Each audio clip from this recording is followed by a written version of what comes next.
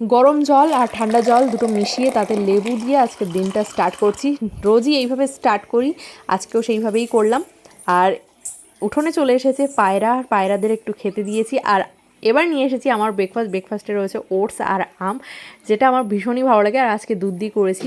আর দুদিন ব্লগ যায়নি, mini blog, তার জন্য সরি। আর লাঞ্চে রয়েছে দেখতেই পাচ্ছ সোয়াবিনের তরকারি, যেটা আমার ফেভারিট, রয়েছে উচ্ছে ভাজা, রয়েছে ওই মাছ ভাজা ছিল, আর ওই পনির রয়েছে, আর একটা ঘ্যাট মতন। আর 4টে সাড়ে 4টের দিকে আমি এই দই আর আম নিয়েছি, আর ছেলেকে দুধ খাওয়াবো, সেই দুধ গুলিয়ে নিচ্ছি আর ওকে দিয়ে দেবো, ও ধরেই খেতে পারে এখন। আর আমি খাচ্ছি এখানে।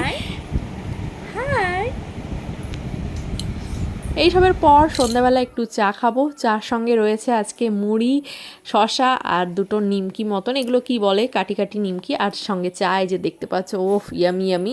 ছেলে করে দিয়েছে বমি। স্নান হয়ে গেছি, পুরো স্নান করে আসি, তারপরে করবো ডিনার। তো ব্লগটা ভালো লাগলে অবশ্যই একটা লাইক করে দিও।